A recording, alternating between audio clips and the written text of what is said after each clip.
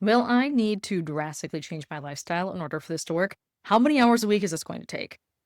Now, all of that really depends on you and where you're at now. But for most people that we work with, you're doing like so many things right that we just need to do a couple of small tweaks to get you the results that you want. Ultimately, if what you were doing now were what's going to work, you wouldn't be here. So there are changes that are going to need to be made for sure. But I don't think it's going to be as intimidating as you might think it might be, especially if you're watching this, because that's just not what we believe. In order for changes to be sustainable long term, you can't make drastic changes all at once. Instead, what we generally do is we make small changes on a week to week basis. So in any given week, it doesn't feel like some kind of monumental change, but over time, those little itty bitty changes can add up to something big. But because we did them slowly and one at a time, they also are fairly easy to keep.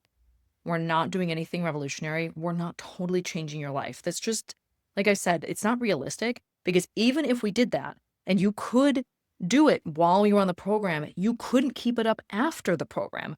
And then what's the point if you can't keep the results that you've worked so hard to get?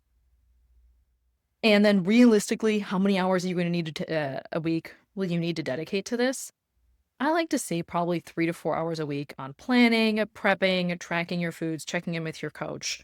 It's not like you aren't doing any of those things right now. Most of us spend a few hours a week on making food or going to get food or buying food. So it's not going to be like in terms of additional, it depends what you're doing now, but it's probably not a really big jump from what you're doing right now. Maybe an extra hour a week, something like that. And some people find that they actually spend less time per week because if you have your foods planned out for the week and you're going to the grocery store less because you knew exactly what you were going to do, it can actually kind of even out. And yeah, the first week or two might be a little bit more because you're learning something new. But overall, it shouldn't be anything enormous. It's going to be very manageable.